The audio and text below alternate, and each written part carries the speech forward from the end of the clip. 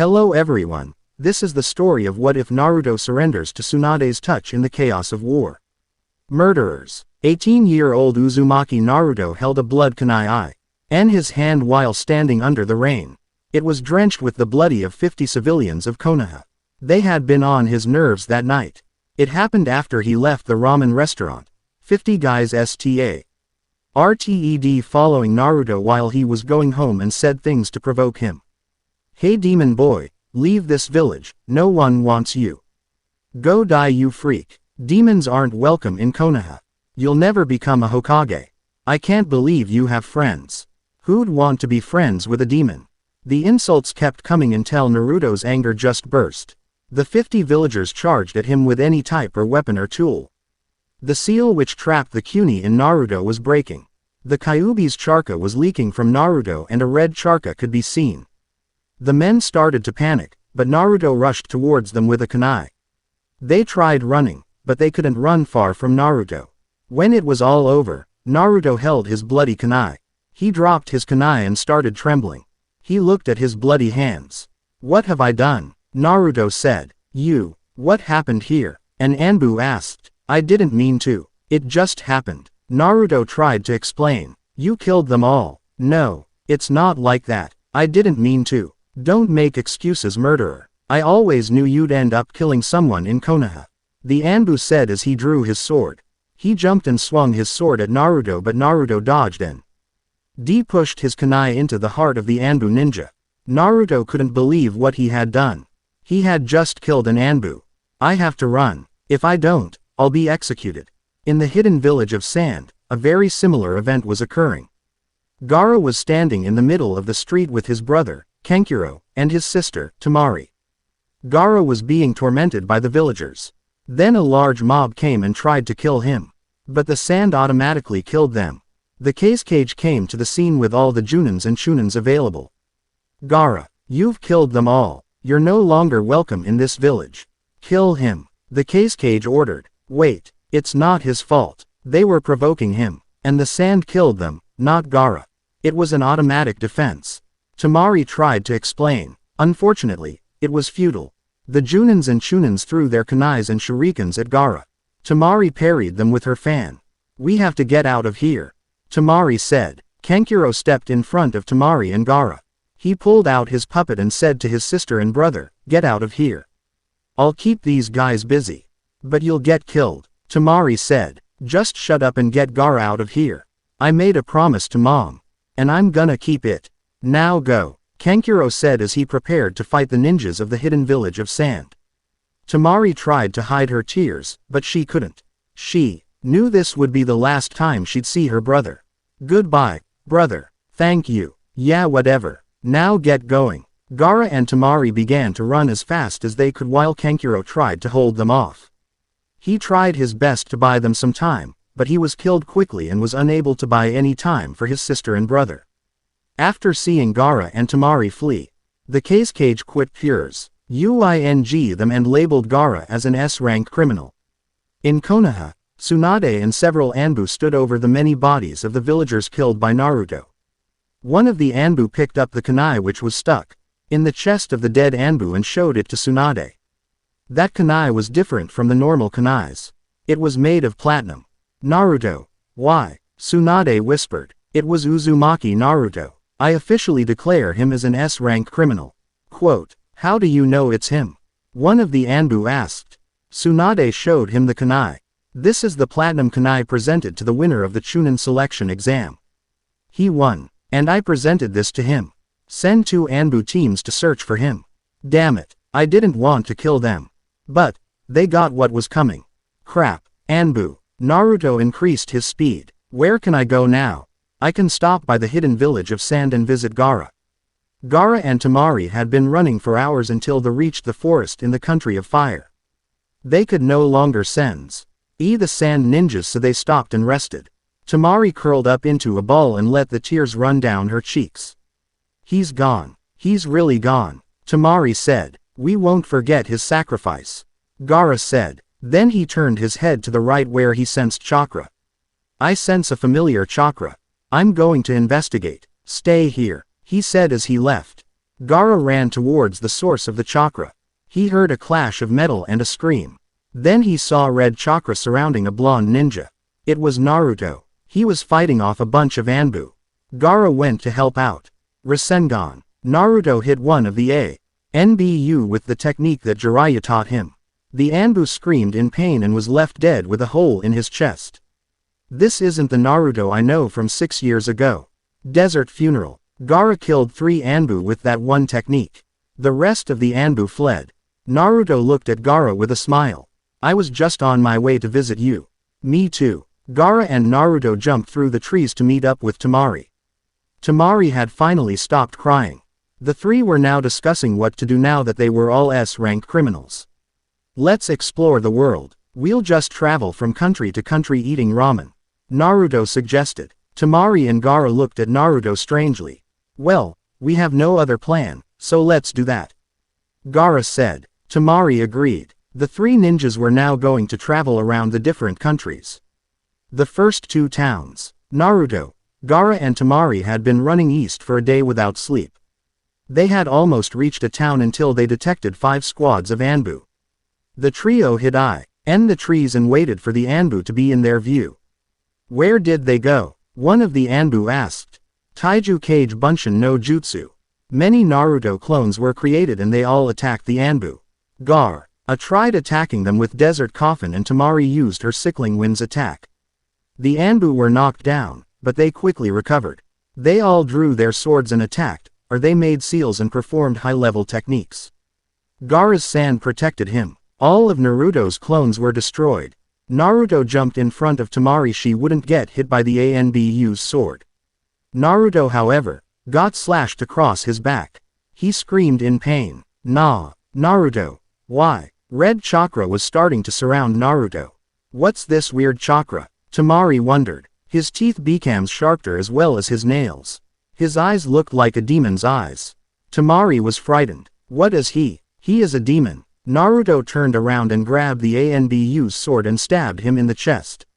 Then Naruto used shadow replication technique and slaughtered them all. Naruto started calming down and the red chakra died away. Naruto's wound also began to heal. They finally reached a town and decided to rest for the night. Get supplies and then run to wherever. They checked in at a hotel. Gaara decided to stay and the other 2 ninjas went and checked out the town. They came across a clothing store. Let's get some cloaks. We may need them to hide our faces. Naruto said. Yeah, like wearing cloaks won't already make us look suspicious. Temari said in a sarcastic tone. Fine. We'll just get some masks or something. People will know that we're S-rank criminals pretty soon. I'm hungry. Let's get some ramen. They ate dinner at a ramen restaurant close to the hotel. Naruto, Temari said. Yeah, thanks. For earlier when you took the hit for me. And thanks for helping Gaara. How did I help Gaara? You told him you understood his pain. It really changed him. Well, in that case you're welcome. Naruto said with a smile. While smiling, Temari watched Naruto eat ramen thinking that he's a great guy. After dinner, the trio went back to the hotel. Let's get a lot of sleep. We're going to be running a lot. Naruto said. Save me. Run. Naruto was remembering the night when he killed those people. He could hear them screaming. It was so loud. He looked at his hands. They were so bloody. Then a black circle appeared under Naruto and he fell in. He landed on his feet and looked around. Everything was black. There was no source of light. Then he saw a pair of red demonic eyes. You did a good job killing those weak fools. Let's go kill some more.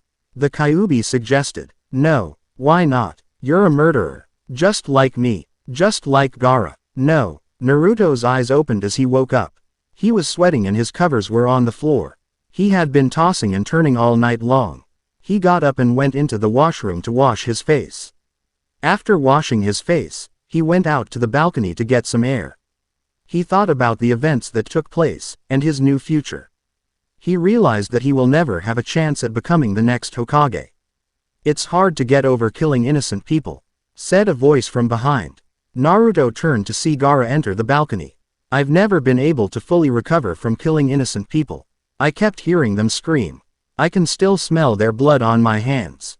It will drive you to the edge. If it weren't for you, Temari and Kankuro, I would have been lost. I would have just become some violent killer. Me, yes. You understand by loneliness, my pain. Oh, yeah, I remember that. The two ninjas talked until sunrise about their past, dreams, and other things. Naruto just wanted to talk about ramen. They waited until Temari woke up. They got home breakfast, and headed east to wherever. So where are we going? Temari asked. To the next country, I guess. Naruto said. After another day of running, they reached the next country. The country of Metal Zero. The country was known for its rich supply of metals. It was also the country where all the weapons were made. We should get some weapons that we might need. Metals are cheap here, Naruto said. I'm going to look in the jewelry shop. Temari said. How about we go buy weapons, sign in at a hotel, and then go to the jewelry shop? Okay. After buying some extra shurikens and kunais and signing in at a hotel, the trio went to the jewelry store so that Temari could have a chance to go window shopping. On the outskirts of the town of the village, two men, one with a bandaged sword, and another with red eyes, were conversing. Itachi, what should we do?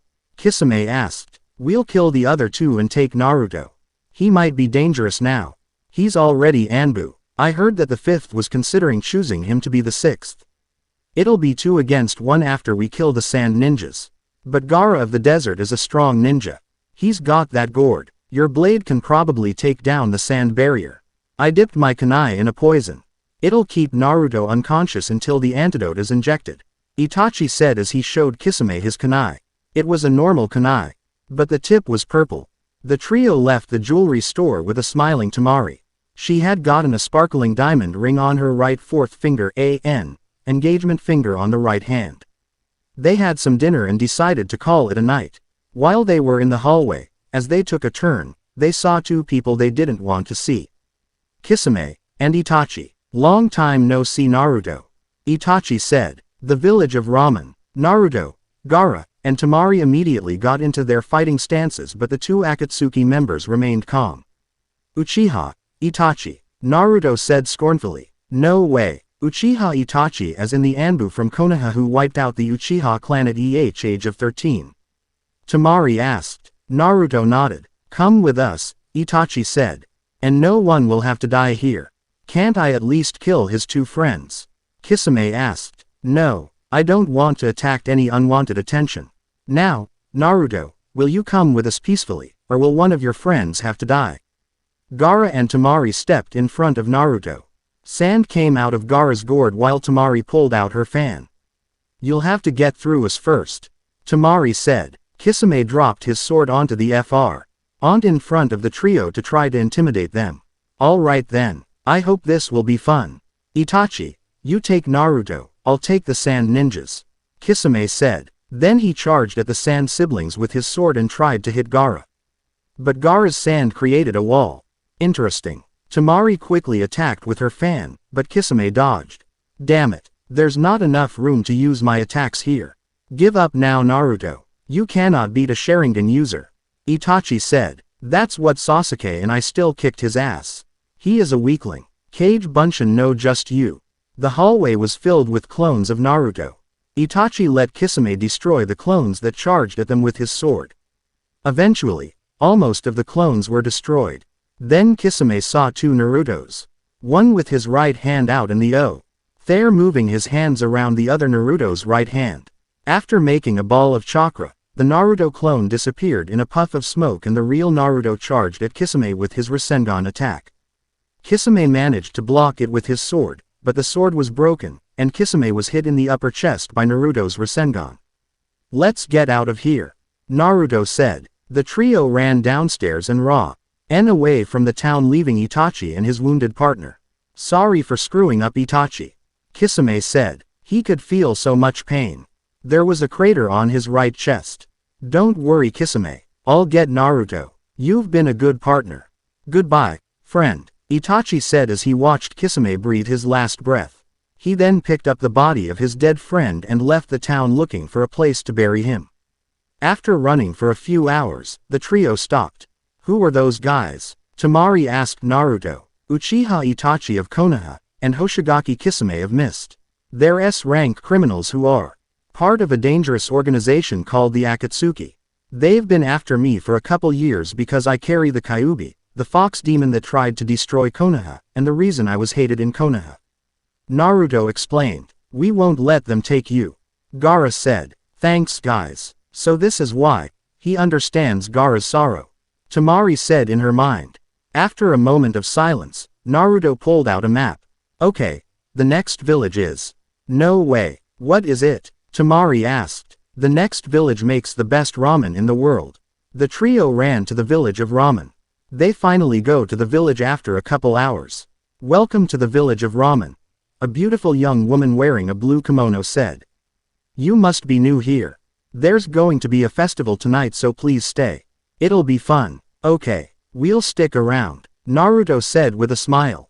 A festival, huh? Sounds fun. Temari said. Gaara remained silent. The trio got some ramen, and then waited until night for the festival. Gaara decided to stay at the hotel and miss the festival, so Naruto went with Temari. Temari bought a kimono to wear for the festival, so Naruto waited while she got changed. Temari finally came out, but for Naruto, the wait was worth it. Temari was wearing a beautiful blue kimono which was very similar to the one the girl that greeted the trio was wearing. It also had a cherry blossom pattern. Her hair had been tied back into a ponytail. She also had a mini fan in her hands. Like what you see? Temari asked while doing a beepy pose. Naruto's lower jaw fell to the floor. Temari giggled and said, I'll take that as a yes. Temari walked side by side with Naruto down the street and caught the eye of all the men around her. They went to festival and saw lots of people and bright lights. Everyone seemed to be having a good time. Naruto competed in the ramen eating competition and won. He also won a bunch of prizes for Temari at the games area. They went everywhere in the festival. After walking around for a long time, Temari and Naruto went to a bar and ordered a bottle of sake. This festival is so fun. Temari said. Yeah, Naruto agreed. They sat at the bar for almost an hour talking about various things while drinking their sake. So, Naruto said, how are you dealing with the loss of your brother? Temari remained silent, but tears fell onto the table. It's hard to keep my emotions bottled up inside. It's almost killing me. Well, it's not good to bottle up your emotions because, sooner or later, they'll burst and hurt those who care about you. So, if you need to cry, then cry. Naruto said as he moved closer to Temari. She decided to let her emotions out. She held on to Naruto and sobbed. Temari cried about everything, her life, the death of her parents, and her brother, Kankuro. After a while, Temari had finally finished crying. I've gotten your jacket all wet, she said after she pulled away. It's okay. Well, I'm gonna get dried up now.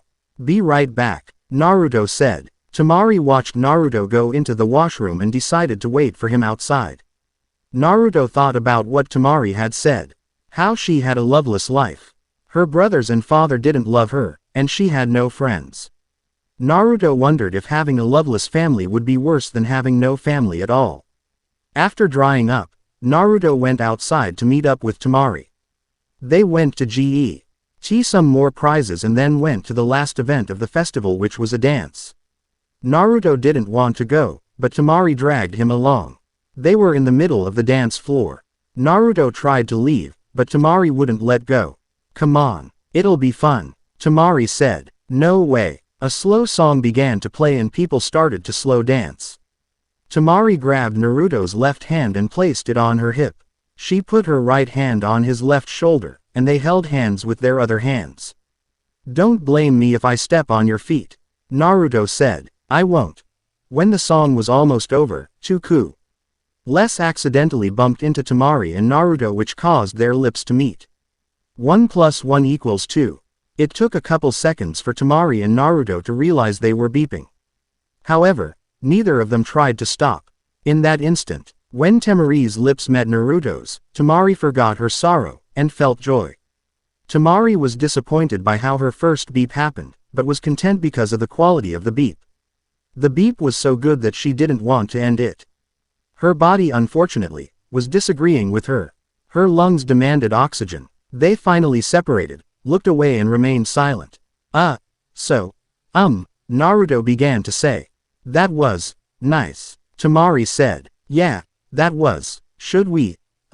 Go to the hotel now. Yeah we should. The walk back was silent. They walked side by side not looking at each other. Finally, Tamari stopped and decided to say something. Okay. This has been too weird. It was an accident, right? Yeah, Naruto agreed. I mean, come on. It was a dance. People beep. Us. We just. Well, it was. Just a friendly beep. Yeah, that's right, a friendly beep. I mean, friends beep, right? I guess, but it was an accident. It's not like we wanted to. Yeah, Tamari said as she got to her room.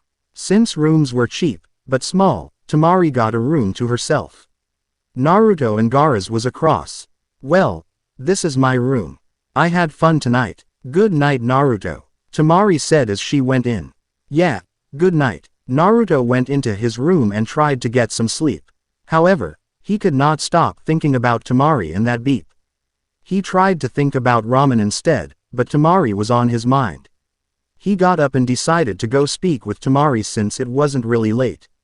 Gaara wasn't in the room. Naruto thought that Gaara was outside going for a walk since he could not sleep. Naruto tried to get some sleep, but Tamari and the beep that they shared kept coming to mind. He got up, put his clothes on, and went for a walk. It was late, everyone had gone home and people were cleaning up.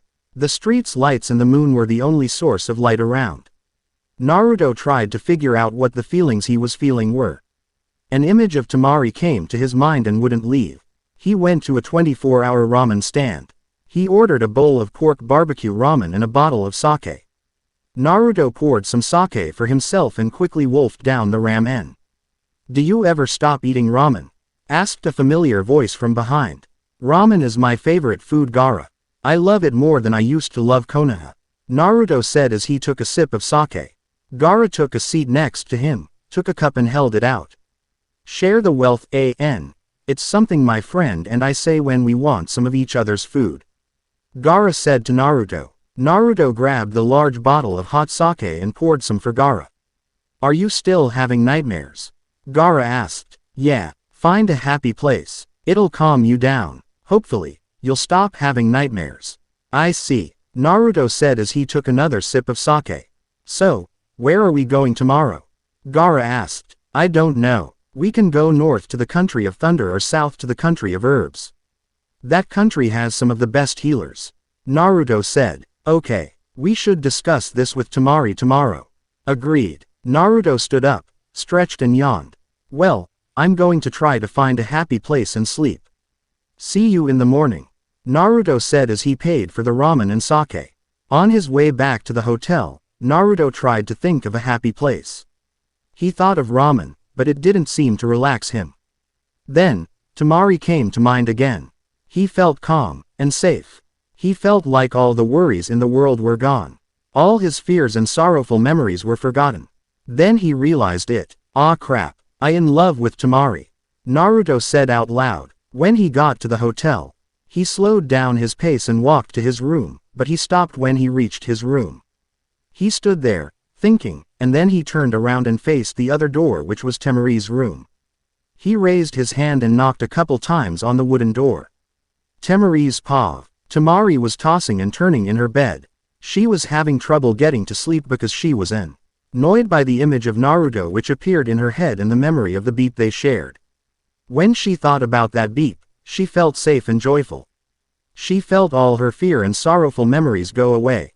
She lied down on her bed and looked up at the ceiling. Then she realized it. Crap, Tamari said. I'm in love with Naruto, Tamari said. Then she heard a knock on the door. She wondered who it was. She put on a robe and went to answer the door. Naruto was about to knock again, but Tamari opened the door. Hi, Naruto said. Tamari didn't say anything. Instead, she beeped Naruto. After pulling away, they took a breath. And beeped again. This time, Naruto pulled Tamari closer to him. While beeping Tamari, he went into her room and closed the door when he got in. Use your imagination. Naruto woke up with the sun shining on his face. He looked left. He saw Tamari sleeping peacefully and smiled. Tamari finally woke up. She turned her head to Naruto. Good morning, beautiful, Naruto said to her with a smile. Good morning, Temari said back with a smile as well. Last night was, Temari began say.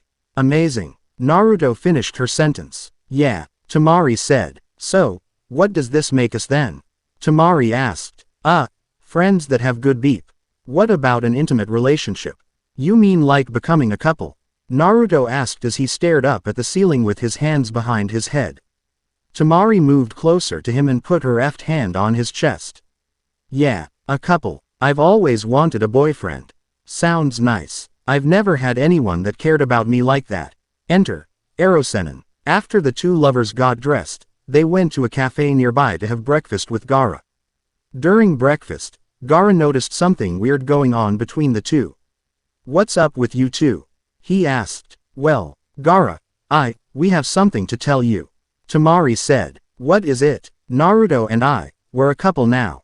Gaara raised his right eyebrow. When did this happen? Last night. That was too much information. I didn't need to know what you two did last night. Naruto and Temari looked away and turned red, making it obvious to Gaara what they did. Oh, well, okay. So, where should we go to next? We'll go east. It takes us further away from our countries.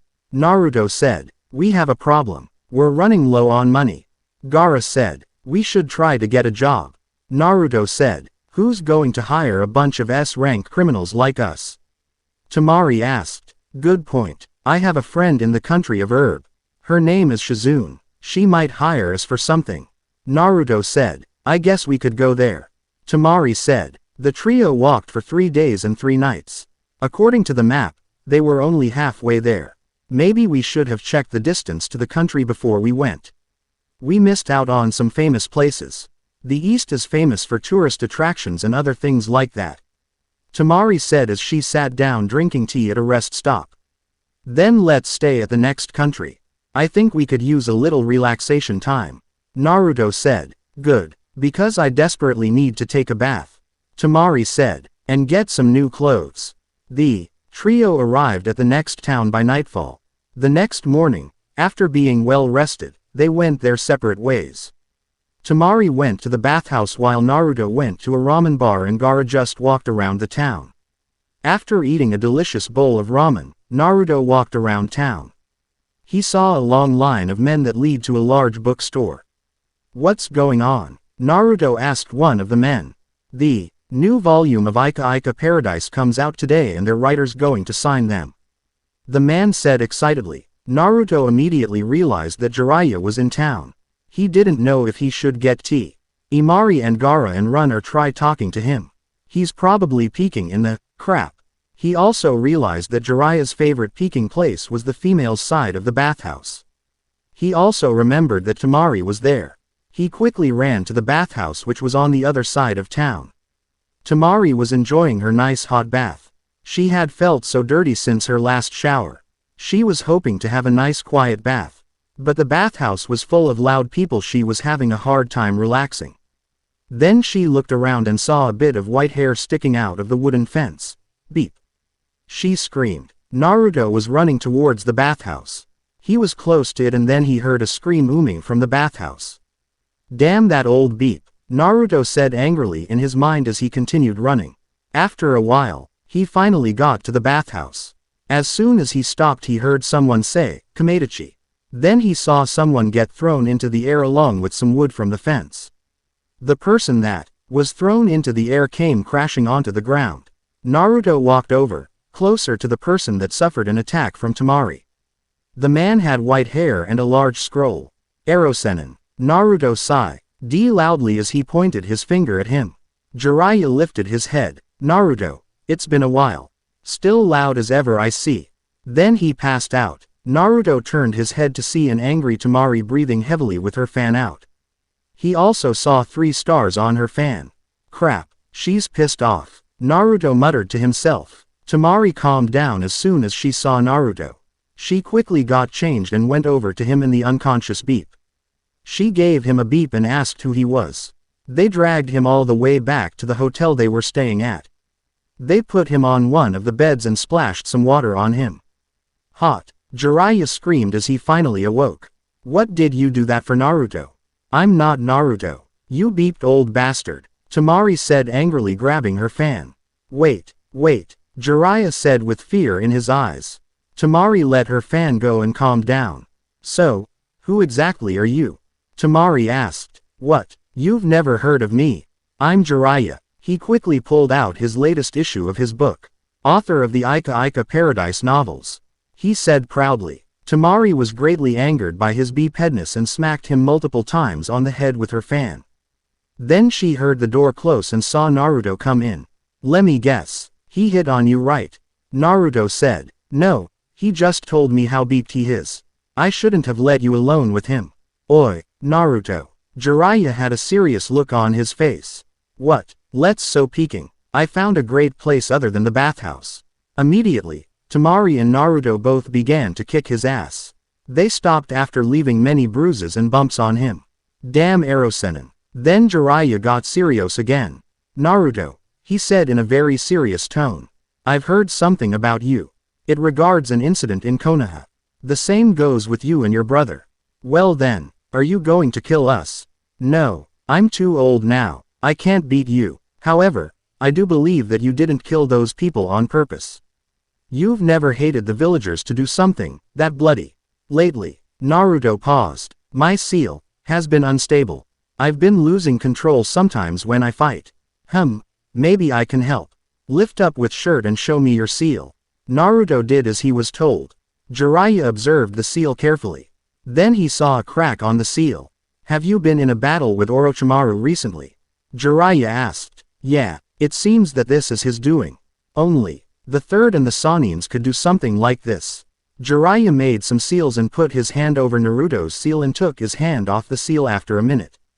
There, I'm done. Thanks, old man. You should rest a bit. Right now, your chakra is resealing the seal. So stay in bed for another day. Jiraiya said as he stood up ready to leave. Well, I've got to go sign some books. I guess I'll see you around sometime, Naruto. And he left. Temari followed. Jiraiya, thank you for helping Naruto. Temari said. No problem. He's been a good apprentice of mine. You should consider yourself lucky. You can't find guys like him easily. How did you? I saw that look in your eyes. I saw how much you love him.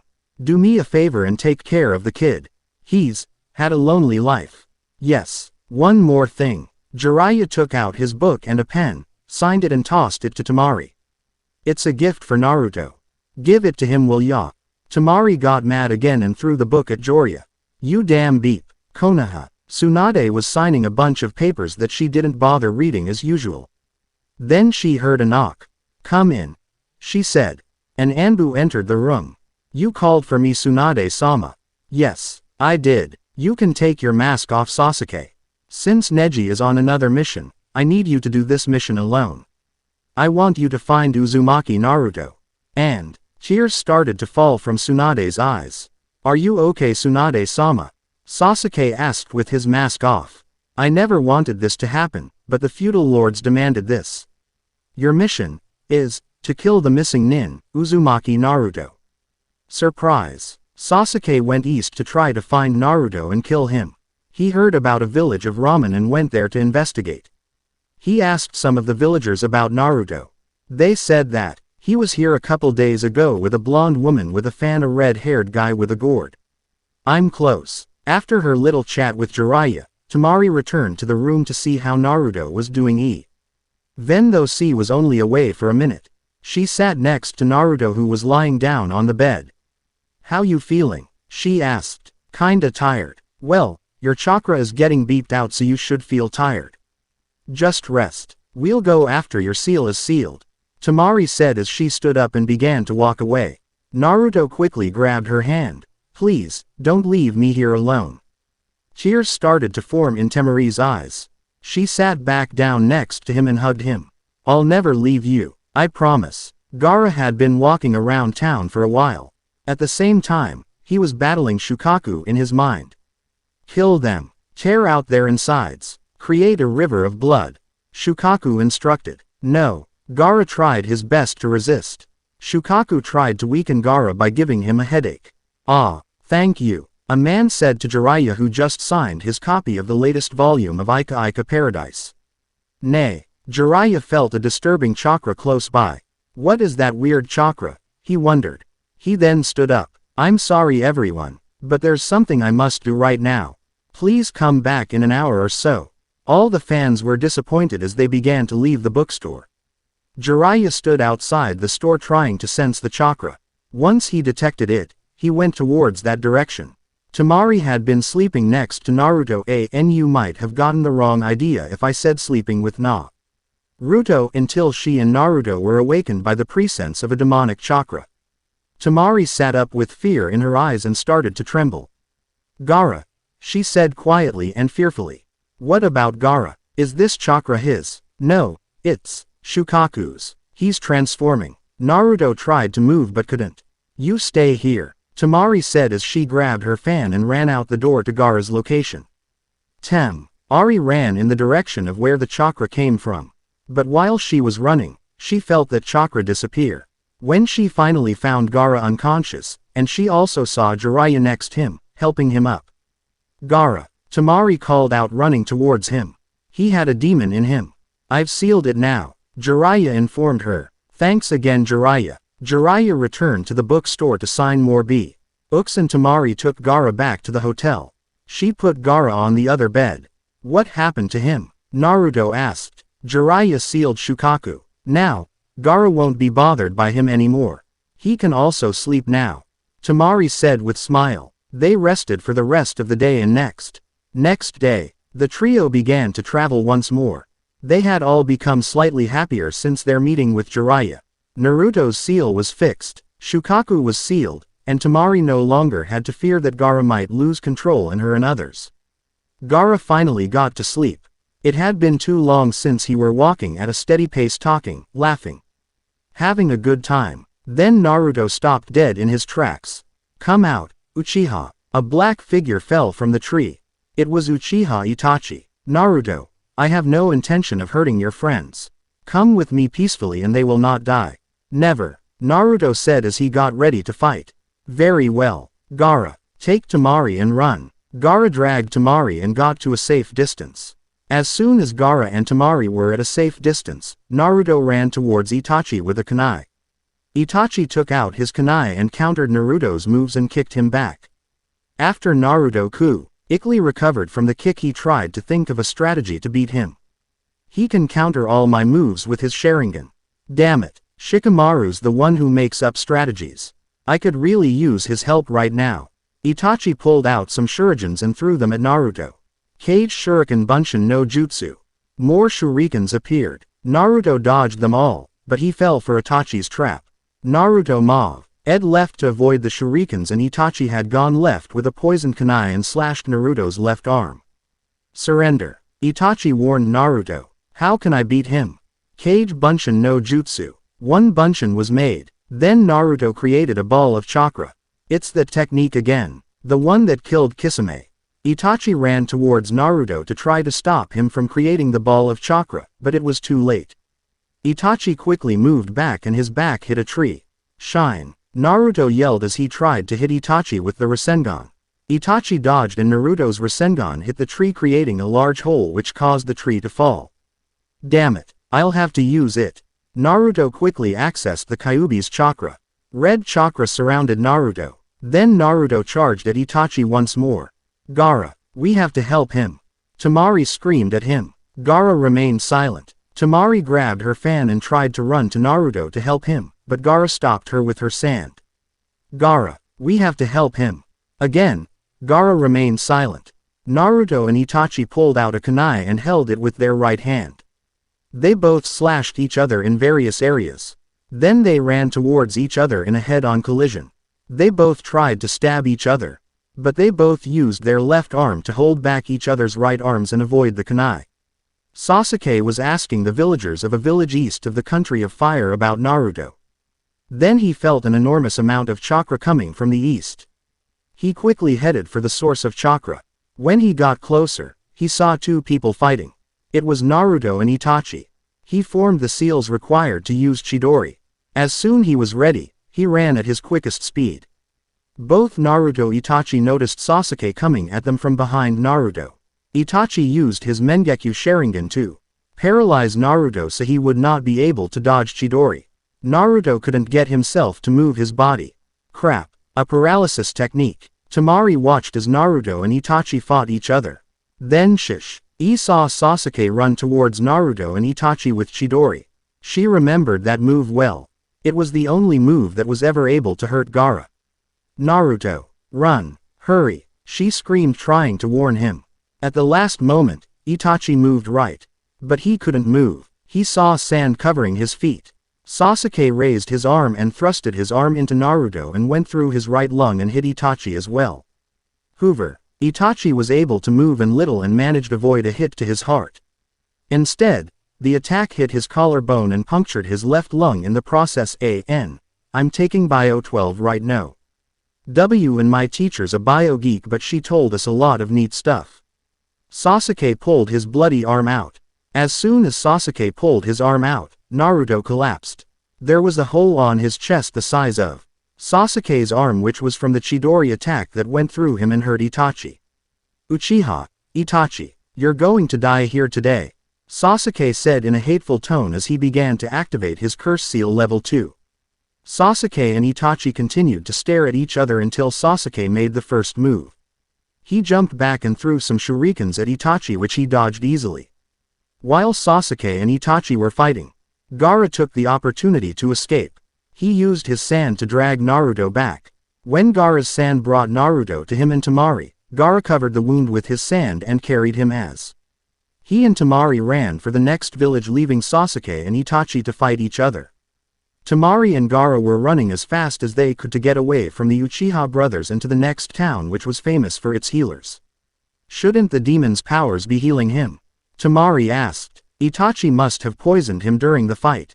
We have to hurry. Naruto said he had a friend named Shizune in the next town. Let's look for her. Quote, Itachi and Sasuke stood a couple meters apart. You're going to die today, Itachi. Sasuke said scornfully. You're still weak. You are an Uchiha. You shouldn't be so weak. You've been depending on that disgusting curse seal given by that snake bastard. Shut up and die, Sasuke said as he charged at Itachi with another Chidori. Itachi waited for Sasuke to get closer.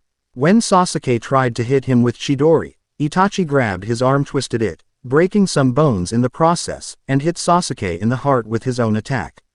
When Itachi let go Sasuke's arm, Sasuke's body fell to the ground and the curse seal was deactivated. Then, Itachi fell to his knees, then to the ground. He looked up at the sky.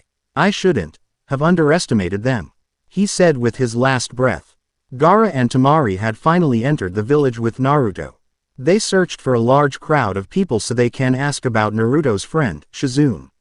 They found a large crowd at the marketplace and began to ask if they knew someone named Shizune. Then they heard someone say Naruto's name from behind. The two Sand siblings turned around and saw a woman with groceries coming towards them. What happened to Naruto? She asked the two Sand ninjas. Are you Shizune? Temari asked. Yes. Please, tell me what happened to Naruto. He was injured during his fight with Uchiha Itachi. He was also poisoned. The poison prevents the Kyuubi's powers from healing Naruto.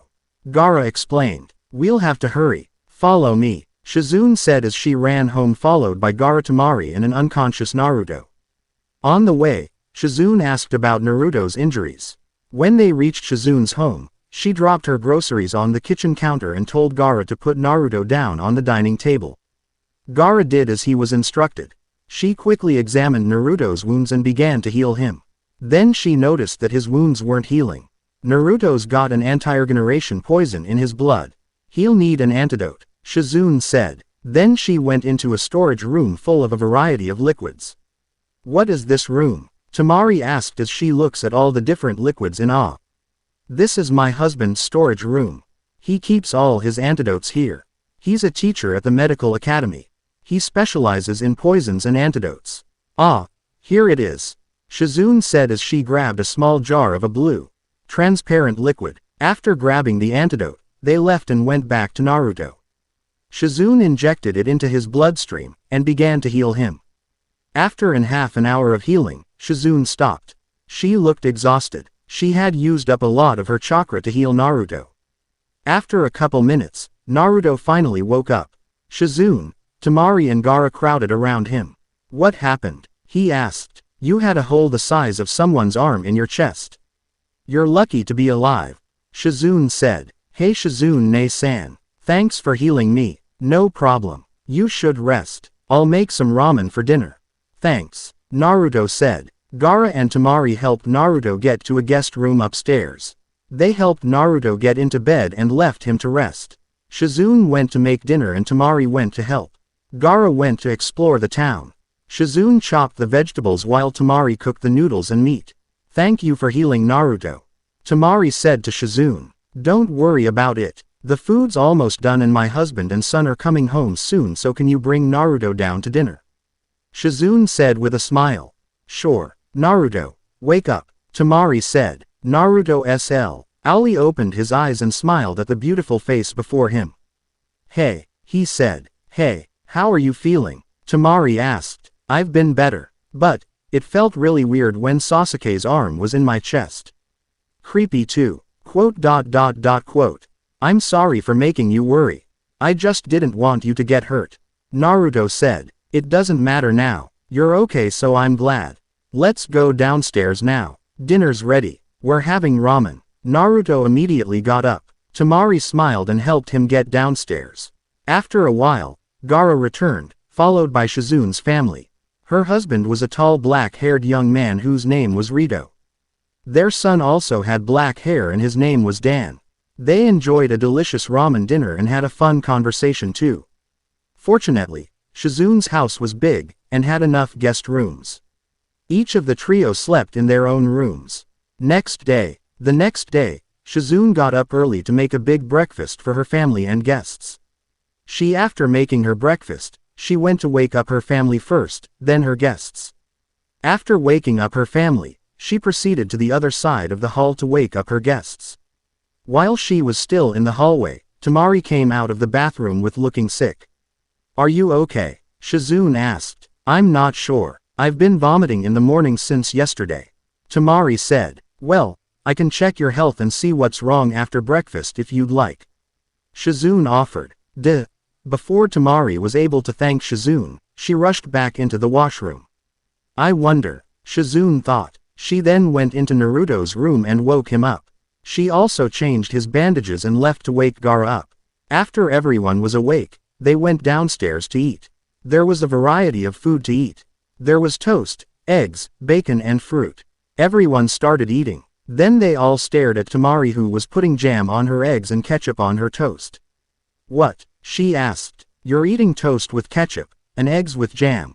Naruto said. So, I was right, Shizune thought. After breakfast, Shizune's son went to school and her husband went to work.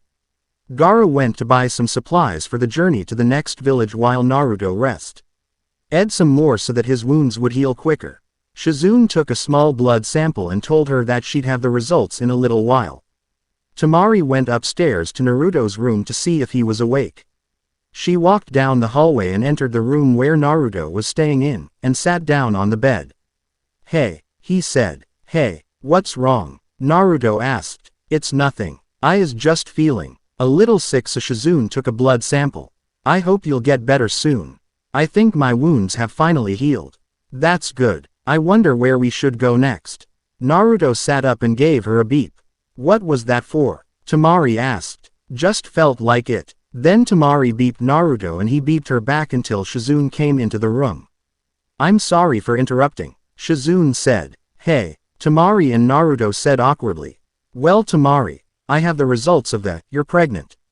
Years later. Pregnant, said and shocked Naruto and Temari. Yes, you two are going to be parents. Shish, Izune said, trying to give them the good or bad news. She decided to leave the two alone, so she left and went downstairs to take care of anything she needed to take care of. Pregnant. We're gonna be parents. Temari said to herself. She wasn't sure if she should have been happy or not. She turned to Naruto and asked, what are we going to do? I don't know. I'm going to go talk to Shizune. Temari said as she left the room, closing the door behind her. Temari walked downstairs and looked for Shizune. She found her in the kitchen making herself a cup of tea. "Hey," said Temari. "Hey, how are you feeling?" Shizune asked. "I don't know if I should be happy or sad. I'm not ready to be a mother, and I'm sure Naruto's not ready to be a father. Neither of us ever knew our parents. My Ather was always busy as the cage and my mother I can barely remember. Not only that but, we have no place to stay. We're S-rank criminals. How would we be able to take care of our child? Well, you three are welcome to stay with us for as long as you'd like. Also, if you don't want to have the child, I can offer you a solution." After her talk with Shizune, she went back upstairs to talk with Naruto. She opened the door and leaned against the door. "What should we do?" Naruto asked from the other side of the room. "Naruto, I want to keep the baby. I'll understand if you don't want to have anything to do with us," Temari said with tears coming down from her eyes. Naruto got out of the bed and walked towards Temari. Then he embraced her with his arms and said, "I'll never leave you. I'm gonna be with you when you have our child and I'm gonna be there with you to raise our child together. So don't think I'll leave you because I won't. I love you too much to leave you. That Angara would hunt me down." Temari laughed at his last sentence. She wiped away her tears and beeped Naruto. "I love you too." 4 years later, Country of Fire, Forest. A group of Chunins were running from the border which divided the Country of Sound and the Country of Fire. "We've got to hurry. We have to tell Tsunade-sama," said one of the Chunins. They were being pursued by 8 Junins. After a while, one of the Chunins stopped and turned around. "Hanabi, what are you doing?" said the leading Chunin. "Report back to Hokage-sama. I'll take care of them," said the Chunin. Has she made some seals and activated her Byakugan. The other 3 Chunins stayed and decided to help. "We're not letting you die here," said one of the Chunins. "Don't underestimate the power of the Hyuga clan," said Hanabi. The Sound Chunins were about to attack, but they couldn't move. "Hanabi, you may be better than your sister, but you're never going to be as strong as Neji. I never asked for your help, Shikamaru-sensei," Hanabi said. Shikamaru, who was wearing a Junin vest, appeared from behind the tree. "Hey Kiba, take care of these guys will ya?" Shikamaru said. Then 2 gray wolf INDs appeared from below and hit the Junins. "What are you two doing here?" the leading Chunin asked. "We're here to make sure you brats don't get killed. You guys have just recently become Chunins, you know," Kiba said to them with Akamaru besides him. Akamaru had grown from a cute white puppy into a fearsome red dog. Shikamaru, Kiba and Akamaru escorted the 4 Chunins back to Konoha. The 6 ninjas and 1 dog made their way up to the Hokage Tower to report back to Tsunade.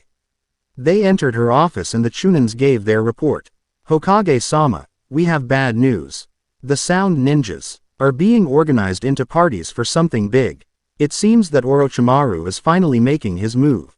Since the hidden village of Sand is currently at war with the hidden village of Mist, we cannot expect to have their help," the Chunins reported. Tsunade thought about the situation the village was in. "Shikamaru, what do you think of this?" Tsunade aked. "We don't know how many ninjas there are. We're probably going to need Jiraiya. If Naruto were here." Shikamaru immediately stopped talking as soon as he realized he said Naruto's name. Mentioning Naruto always made Tsunade sad and cry sometimes. "Sorry Hokage-sama," Shikamaru said. "It's okay. It's about time I stopped being I got over it.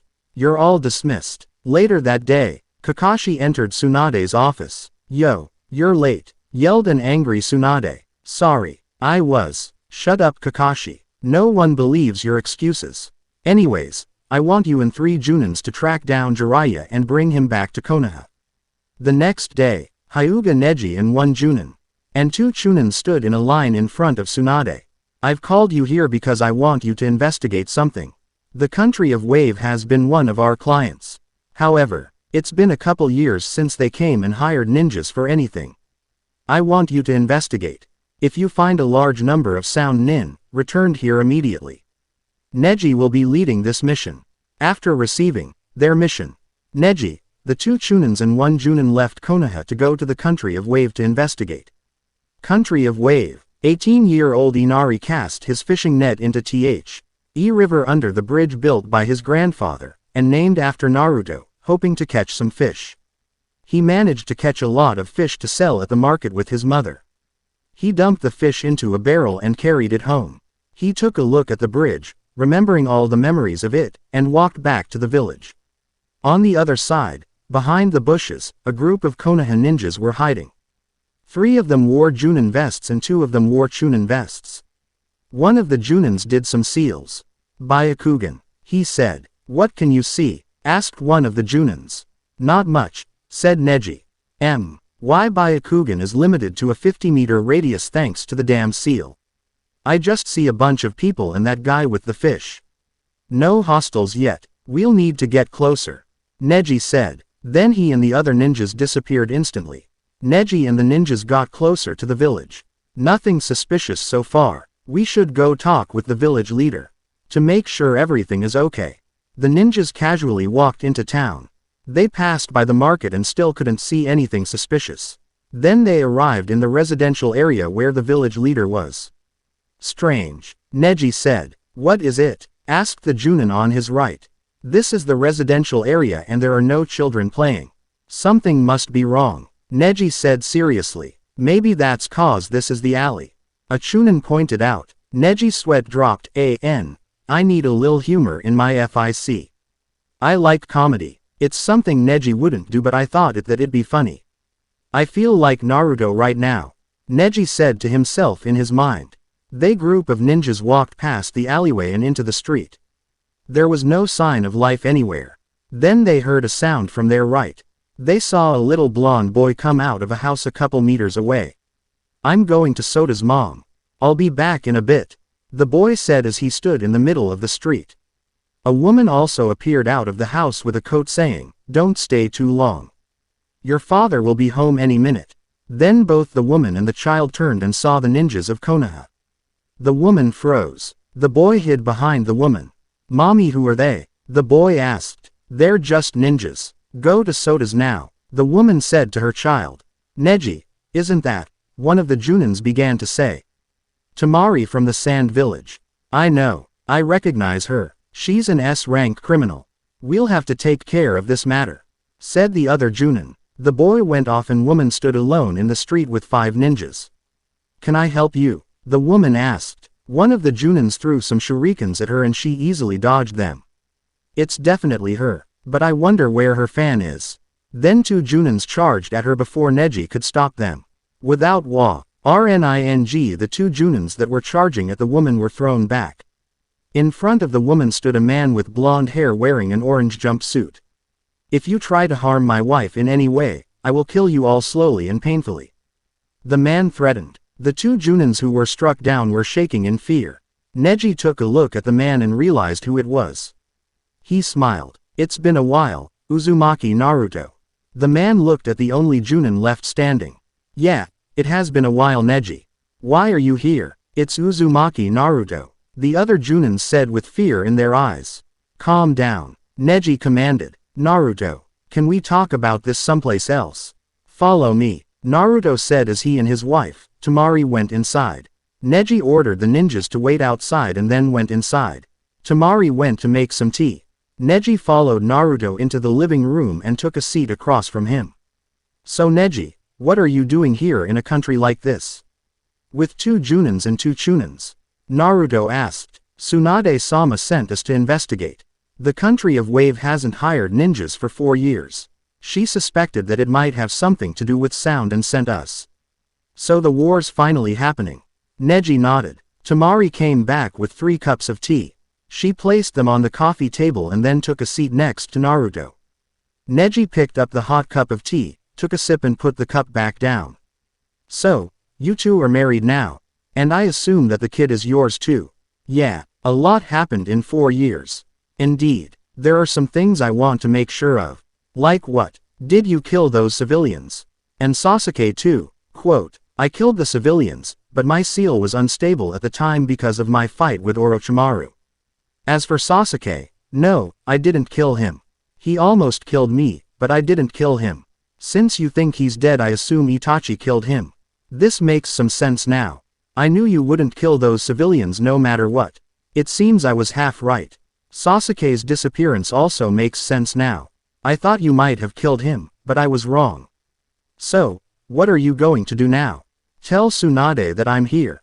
I don't know if I'll say anything about you. I'll understand if you tell her. But, I will kill anyone who tries to hurt my family or friends, even you and the others. Alright then, I'm off. Maybe I'll see you again. Neji said as he left. As soon as Neji came out of Naruto's house, one of the Junins asked what they talked about. Neji said it was private and they returned to Konoha. When they got back, they reported to Tsunade. How was your mission? Tsunade asked. There are no sound ninjas there. The village simply didn't need our help with anything.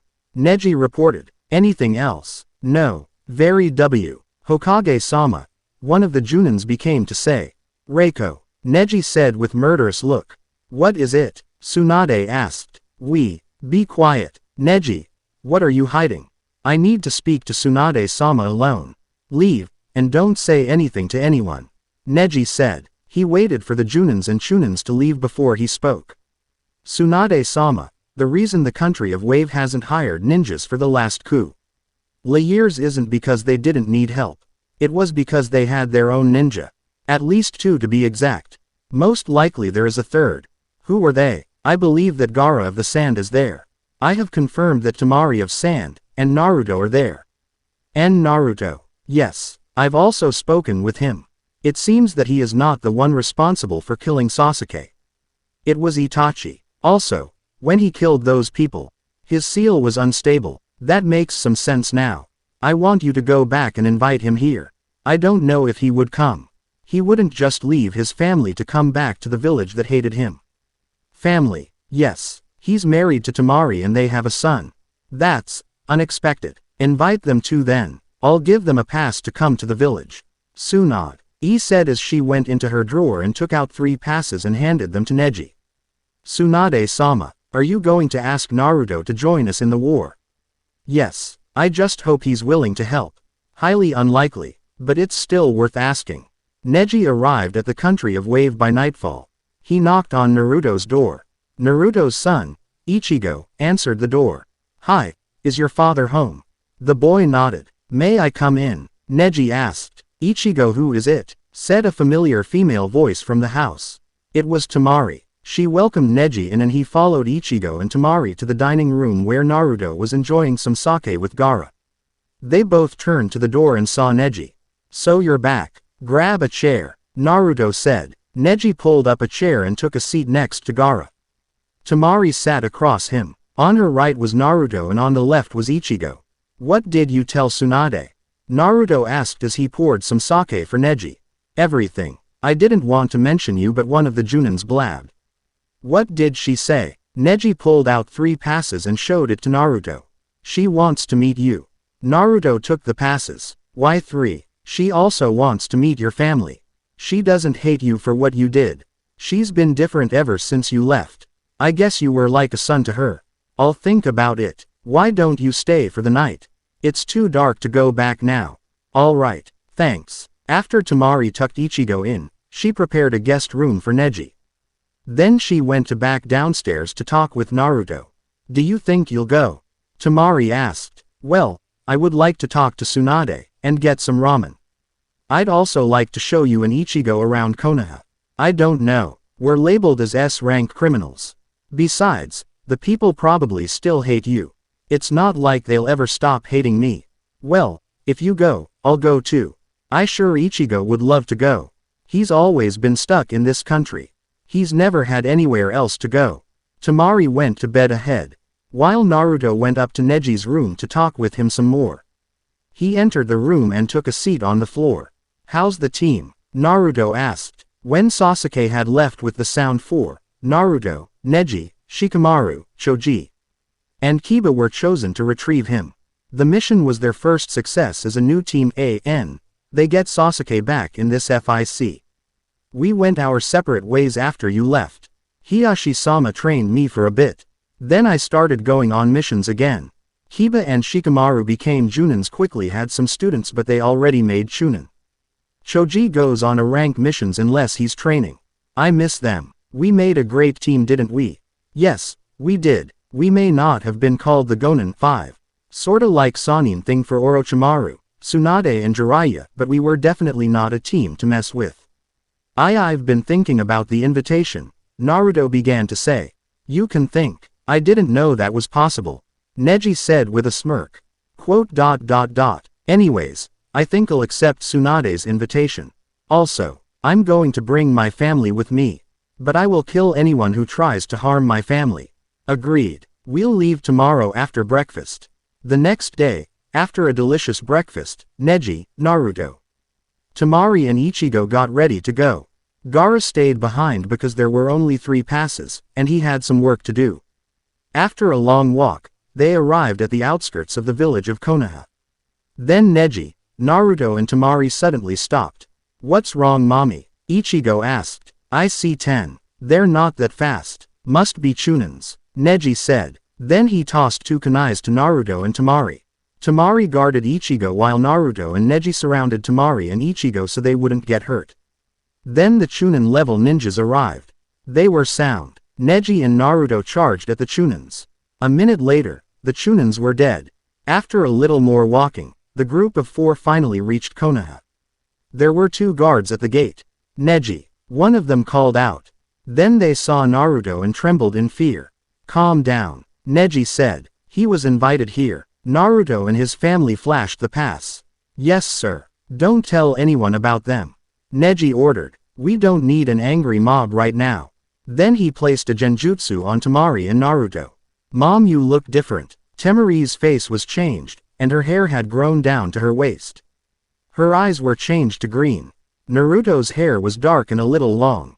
It was also tied into a ponytail. His eye color was changed to brown. Don't worry Ichigo, we're still your parents, we just need to keep this genjutsu on for a little while, Naruto explained. Then they passed the gates. Naruto took a deep breath.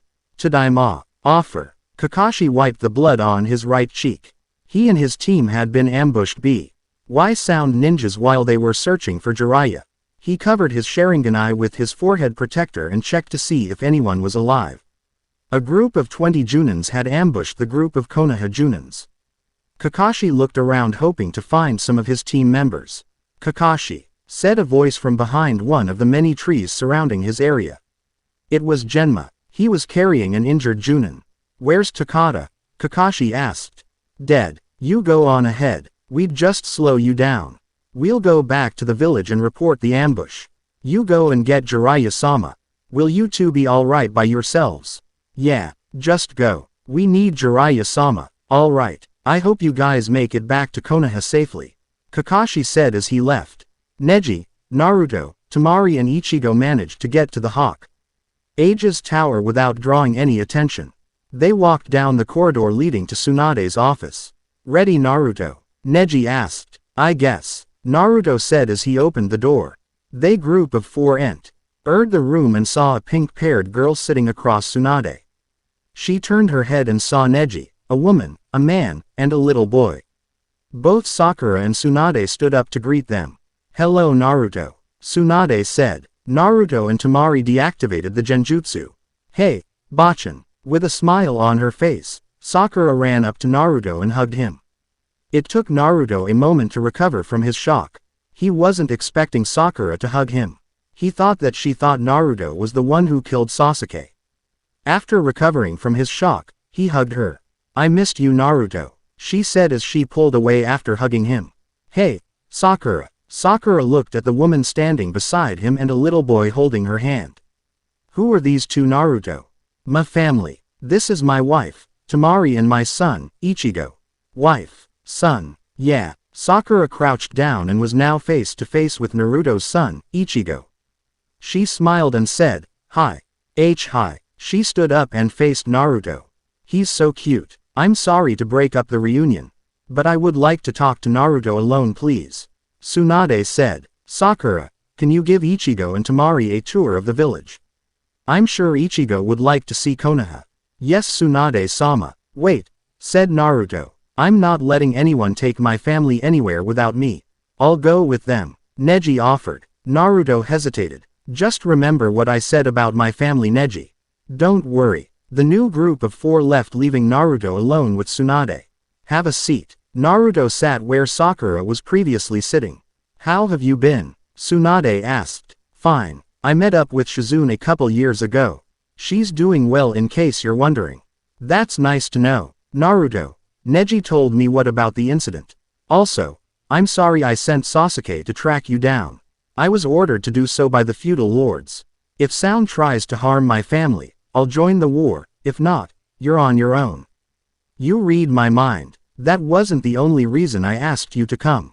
I did miss you. So did your friends. I miss them too. Naruto, if you help us fight the war, I can restore your citizenship of Konoha. But the people will still hate me. Not if you're Hokage. I don't care about being Hokage anymore. It was just a childish dream. Naruto, I'm going to choose a sixth soon. I want it to be you. I like the life I live in the country of Wave. But they don't have a ramen restaurant as good as the ones in Konoha. She got him. She knew he couldn't resist. I'll think about it. However, you have to give citizenship to Temari, Ichigo and Gaara. Also, I want you to take off the criminal status off of us. It's better than a no. One more thing. Have you heard of the massacres that have gone on in various countries? Tsunade asked. Yeah, must be Orochimaru. The Akatsuki are secretive, unlike Orochimaru. I wonder what he's planning. Tsunade wondered. Why don't you go out and visit your friends? I'm sure they'd like to see you. I'll go with you, so that the villagers won't do anything stupid. Temari was holding Ichigo's hand as she walked with Sakura and Neji. Fortunately, no one really recognized or remembered Temari. The group of four walked all around Konoha and came to a stop at Ichiraku Ramen. Hey Ichigo, do want to eat some ramen? This place is the best, said Sakura. The little boy nodded. They entered the shop. Welcome, said Ayane, the daughter of the owner. Hey Neji, this is surprising. I only see you once a year with the others. What's she talking about? Temari asked. Can you get us 4 barbecue pork ramen please Ayane? Neji ordered as he and the others sat down. Every year, Shikamaru, Choji, Kiba and I come here for ramen. It started after our first mission as a team. Naruto was there too. Every year, we came and had a bowl of ramen to celebrate our team's first successful mission. We came even though Naruto left. We always ordered one more bowl hoping that Naruto would smell it and come back. Anne came back with the ramen and the 4 began to eat. Naruto tried to avoid the stares and glares hey that rhymed. He was receiving from the villagers as he walked side by side with Tsunade. I wonder where they are, said Naruto as he looked around hoping to find his family. Why don't we take a break? Let's go to Ichiraku. I'm sure you'd like some ramen. Tsunade suggested. Liar. You just want some sake and a place to sit down. Naruto said. Tsunade smiled. You know me too well. They went to Ichiraku where they finally met up with Sakura, Temari, Neji, and Ichigo. Naruto took a seat next to Temari. Naruto, said the owner. You're back. I've missed you. Business was awful without you. Well, I'm back for now. So I'll have the usual 5 barbecue pork ramen coming right up. As he began to make a bowl of ramen for Naruto. Hey Ichigo, do you like the ramen? Sakura asked. Ichigo nodded with the biggest grin ever. He had already finished 2 bowls. He's definitely your son Naruto. Neji said. After enjoying the afternoon at Ichiraku Ramen, Naruto and his family decided that it was time to leave and go back to the village. Tsunade, Sakura, and Neji ordered Naruto and his family to the gates of Konoha. I hope to see you again Naruto. Tsunade said to him. Maybe. Bye. Naruto said as he waved to his friends. Then he began walking home with his wife and son. Naruto, watch out, Neji warned. A dozen shurikens appeared from the forest. Neji and Sakura threw their own shurikens to counter the ones thrown at Naruto and his family. 10 sound ninja appeared from where the shurikens came from and charged at Ichigo and Temari. Naruto knocked 6 of them down, but the other 4 got past him. Sakura quickly took out 2 while Neji took out the loss T2 just before they were about to harm Ichigo and Temari. Are you alright? Naruto asked his family. Yeah, we're fine. Tsunade. Naruto turned to face her. I accept your offer. I'll be back. The trip back to the country of Wave was silent and uncomfortable. Both Temari and Naruto said nothing to each other and kept quiet. Only Ichigo and the forest which surrounded them made a type of sound. After the long walk, the Uzumaki family finally reached the bridge. There awaited Gaara. How did it go? Gaara asked. Temari grabbed Ichigo's hand and walked past Gaara not saying anything. What did do? He asked Naruto. I joined Konoha in their war against Sound. Oh, that explains it. I assume Sound tried to attack Temari or Ichigo. Yeah, what is she offering you? She'll remove our criminal statuses and give us citizenship in Konoha. Also, she offered me the position as the 6th Hokage. I thought you gave up that dream. I did. I don't care about being Hokage anymore. My family is all that matters. So when are you leaving? Tomorrow. Should I go with you? No, I need you to protect them in this village. Also, I need you to stop Temari from coming to Konoha to try to help. It's too dangerous for her. All right, but you better come back alive.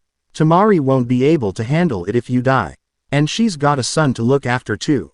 I don't plan on dying anytime soon. Before they knew it, they had reached their home. Temari went into the kitchen and began making dinner while Ichigo went to play. After a silent dinner, Temari did the dishes. She went upstairs and stayed there. Naruto sat across Gaara on the dining table. I've never seen her this mad. Naruto said. That's because you've never done something like this. Gaara, I need you to take care of them if I don't come back. You're coming back, so don't worry about it. I'm just saying that. I will. Don't worry. Just come back. Good. Naruto got up from his seat and walked to his room slowly. He passed by Gaara, and went through the living room. He slowly walked up the stairs, his heart beating rapidly. The only thing he feared other than losing his family was Temari when she's mad. He approached the door and took a deep breath before entering. Temari's paw. Temari sat on the bed curled up in a ball, crying her eyes out. She was worried she might lose Naruto like she almost lost him when he fought Itachi. She heard the door open and immediately grabbed a kunai from the drawer and threw it at the door. Naruto's paw. Just as Naruto entered the room, a kunai was thrown at him. He managed to catch it. You should watch where you throw these. What if it was Ichigo? I aimed for your head and Ichigo isn't even 4 feet. Temari said. Can we talk? Naruto asked as he got closer to Temari. There's nothing to talk about. Temari said. This is something I've got to do. Why? You don't need to fight. You're not part of Konoha anymore. So why do you have to fight? I already told Tsunade that I'd help, and I don't take my words back. Besides, my friends are there. I can't let them fight alone. I can't let them die. Also, I want to get it of Orochimaru so I won't have to worry about him trying to harm you and Ichigo. Why would he come after us? Because I've screwed up his plans many times already. I'm sure he'd like to get back at me. I almost lost you once. I don't want it to happen again. Naruto sat on the bed next to her. Temari moved away from him. Go sleep downstairs. I don't want to be near you right now. Ari said to Naruto without looking at him. Naruto got off the bed and walked to the door. He stopped at the door and turned to Temari. I love you. Then he left. If you love me, you wouldn't leave me. Temari said quietly after Naruto left the room. Soon after Naruto left, Ichigo came in. He was wearing his blue pajamas and had a teddy bear in his arms. What's wrong, mommy? Ichigo asked. Temari wiped the tears on her face. Nothing. Ichigo got onto the bed and sat next to Temari. Why aren't you sleeping? Temari asked. Is Daddy leaving us? Ichigo asked. I don't know. I hope he doesn't. It's not my fault, is it? Of course not. It's grown-up stuff. Temari was telling Ichigo a story about a hero from a village that hated him until Ichigo fell asleep. Then she gave him a beep of his forehead and fell asleep next to him. The next morning, Naruto woke up and began packing. He had to sleep on the couch because of his argument with Temari the previous night. He walked back upstairs and opened the door. He saw his wife and his son. He saw what he thought was a beautiful sight. Then Temari woke up and quietly got out of bed trying not to wake up Ichigo. Temari left the room and went downstairs with Naruto. She made some coffee for the both of them. Neither of them spoke for a long time. The uncomfortable silence was finally broken by Temari. I want to go with you. No, it's too dangerous for you. Hey, I remember times when my brothers and I were stronger than you. You can't go. This is my war. You don't need to get involved. He beeped her, and then he hugged her for what seemed like forever. Gaara and Ichigo came downstairs. Hey, Naruto said to them. Gaara nodded and Ichigo ran up to Naruto and gave him a big hug. Okay PPL, this is the part where you go. Ah. JK, hey Ichigo. Naruto said to him as he crouched down to Ichigo's height. Can you do me a favor? Sure dad. Ichigo said while trying to look tough.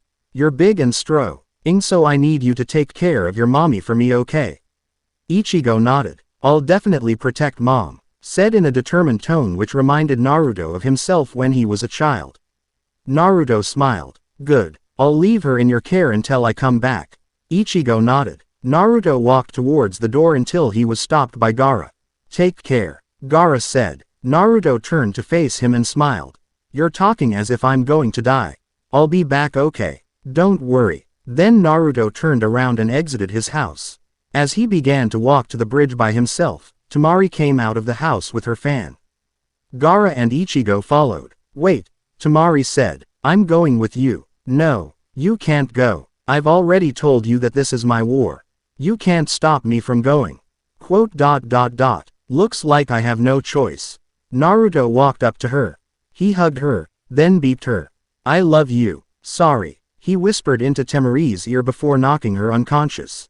Naruto grabbed her before she fell and handed her to Gaara. She'll wake up in a day or two. Take care of her. Make sure she doesn't come to Konoha. It's too dangerous for her. Oh, and I won't be coming back until she's not so pissed off. So, send me a message when she's not angry. She's scary when she's angry. So the great Uzumaki Naruto is afraid of his wife. Gaara said with an amused look on his face. Tell anyone and you die. Then Naruto began to walk to the bridge. When he got to the bridge, he saw a large crowd. It was the villagers. They had come to say goodbye and to wish him luck. They cheered for him. Good luck, Naruto. Come back soon. Go kick some butt. Naruto passed through the group of people and waved at them as he crossed the bridge which was named after him. He then began his journey back to Konoha. Tsunade was in a meeting with the elders of Konoha as well as some Junins.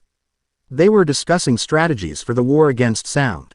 Shikamaru was explaining some strategic plans he had for the war. They had spies within Sound. They found out that Sound was going to attack Konoha like they had done 10 years ago. Is there anything else someone would like to say before this meeting is over? Asked one of the elders. Yes, Tsunade said. I intend on choosing a Rokudaime. I will choose Naruto to be the next Hokage. One of the elders slammed his fist onto the round table. That's absurd. We can't let that monster become the next Hokage. Quote, it's my decision. I just thought I'd let you all know before he becomes Hokage. Tsunade yelled. One problem, said another member of the council. It was Neji. Hiashi was away on a mission and Neji had to take his place in the meeting. Uzumaki Naruto would never accept the position of Hokage. At least, not anymore. He's got his family in the country of Wave, and he's given up that dream. Tsunade had a sad face. She was hoping he would become the next Hokage. If no one has anything else to say, this meeting is over. We should make preparations for the war as soon as possible. Shikamaru set up the defense perimeter. The meeting was over and began to leave the room. Shikamaru left to begin preparations for the war while Neji went to scout the area outside Konoha. Tsunade wandered around the village. She saw that the villagers were happy even when they were threatened with war. She found a bar and had a couple bottles of sake. She sat alone, with a bottle of sake.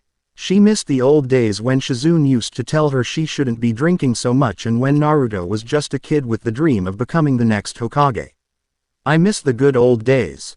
Sensa. Naruto walked under the brightly shining sun. Then he heard Neji call out his name. He looked up. Neji came down from the trees. Hey Neji, what are you doing here? I'm scouting. So you're going to help us? Good. We'll need your help. I could have asked Gaara to come but I need him to keep Temari and Ichigo safe. I see. Well, the village pretty close so we'll be there in a little bit. Shikamaru was planning the defense of Konoha. He went down to the gates to strengthen the defense. When he got there, he saw Neji and Naruto. Shikamaru ran over to them. Hey Naruto. Hey Shikamaru. Long time no see. I don't know if it's a good or bad thing that you're here. None of the plans I've come up with have you in it. I didn't know that you were gonna be here. Looks like I'll have to redo my plans. This is so troublesome. You lazy bum. The three ninjas went into town and got some ramen. They were soon joined by Choji, Hiba, and Akamaru. They talked out the old days and asked Naruto about the last 4 years. Naruto asked his friends about their last 4 years. Then a Chunin came and told Naruto to go see Tsunade. Naruto walked to the Hokage Tower, and his friends went to prepare for the war. He opened the door and entered. Thank you for helping us, Naruto. Tsunade said to Naruto as he entered and sat across Tsunade. Well, I didn't want my friends to die. What did your family have to say about you joining us? Well, Gaara's at home with Temari and Ichigo and Temari. She's going to kill you when you get back after the war, right? Yeah, Tsunade laughed. I never thought you'd be afraid of your wife Naruto. Shut up. So how big is Orochimaru's army? Konoha has a higher chance of victory now that you're here. It'll be higher if Jiraiya and Kakashi can come back in time. I was wondering where Kakashi was. Well, I'm going to train a little. I haven't fought a real battle since, well, a long time. Naruto walked to the place where the names of the heroes of Konoha were. He looked at the long list. Sarutobi, Obito, Hayate, and the list continued. He stood there for a while, thinking about whatever came to mind. Then he saw an image of his family. It brought a smile to his face. I won't have my name carved on that list. Then he went to train. Hiba was out on a walk with Akamaru, and his girlfriend, Hinata. Both of them grew in height. Hiba no longer wore his jacket. It was replaced with a Junin vest. Hinata's hair had become longer. Hinata wasn't a Junin. She had decided to use her Byakugan in the medical field. She was known as the Chakra Doctor because she knew a lot about the chakra circulatory system. There. I just BSED 68 words into the FIC cause I was bored and procrastinating. They were talking about what they'd do after the war. They went to get something to eat, but then they heard an explosion at the gate. They knew what it meant. Sound had finally attacked. Hiba gave Hinata a beep and then ran to the gate with Akamaru. Naruto heard the explosion. Looks like finally started. Then he went to Hokage Tower to be given instructions. Tsunade stood on top of the Hokage Tower. She looked down on the village and saw the citizens retreating to their designated areas. This is it, Tsunade called Naruto. He jumped up to the tower and stood next to her. What do you need me to do? You and I need to fight Orochimaru. So wait, if Orochimaru summons, we'll both need to summon. I hope Jiraiya and Kakashi get here quick. An army of sound ninjas rushed in through the broken gates. They didn't find anyone around. The squad leader was about to spread the squad out, but was interrupted. Hey, the sound ninjas looked up. They saw 5 ninjas standing on the roof of a building. One had long hair and white eyes, the other stood next to a dog, another had big eyebrows, one had a head shaped like a pineapple, and the last one was a female. She had 2 scrolls in her hands. The ninja with the big eyebrows jumped down in the middle of the sound ninjas and was now surrounded by 50 sound ninjas. He reached into his pocket and pulled out a bottle of sake. This'll be easy. He then drank the bottle and fell onto the ground. The sound ninjas laughed. The squad leader grabbed his sword and walked over to Rock Lee. I'll make this quick. He raised his sword, ready to strike. Then Rock Lee quickly stood up and kicked the sword out of the squad leader's hand. You fell for it. Then Lee began to kick the crap out of the squad leader. Our sound ninjas were both angered and scared. The rest of the sound ninjas charged at Rock Lee, and Lee repelled them all. Hiba laughed. This is the funniest strategy you've come up with, Shikamaru. Well, this is both funny and efficient. Shikamaru said. Your turn, Tenten. Tenten opened her scrolls. She formed some seals. Sushoryu. She jumped into the air. Her 2 scrolls surrounded her in a double helix form. Then weapons appeared from the symbols in the scrolls. Tenten grabbed any weapon which appeared from the scroll and threw them at the sound ninjas who were farthest away from Rock Lee. Within 5 minutes, 49 Chunins and 1 Junin had been defeated. Temari slowly opened her eyes. Her vision was blurry at first, but soon became clear. What happened? She asked. Then she remembered what happened. She sat up. Naruto went. Didn't he? Temari asked in a sad tone. Yeah, Gaara answered. Tears began to form in her eyes. And then she began to sob. He'll be back. Don't worry. Jiraiya, Kakashi, and 3 other Junins were on their way back to Konoha. It took the group 2 days to find Jiraiya. Kakashi, what's the status of Konoha? Jiraiya asked. Tsunade-sama can't beat Orochimaru alone. Then we'll have to hurry. The Konoha ninjas increased their speed, hoping to get to Konoha in time. The Sound Army was rushing into Konoha. Orochimaru was behind the Sound Army. He was accompanied by 2 male ninjas. Then Kabuto came. Orochimaru-sama, it seems that our first squadron has been defeated. Kabuto reported. Those weaklings. At least they were able to break through the gate. Now, send in all the troops. Destroy Konoha and kill everyone. Orochimaru ordered. All the Sound ninjas rushed in. Shikamaru, Hiba, Neji, and Tenten looked down and saw a drunken Lee kicking or punching anyone within range. Then they saw the Sound Army rush in.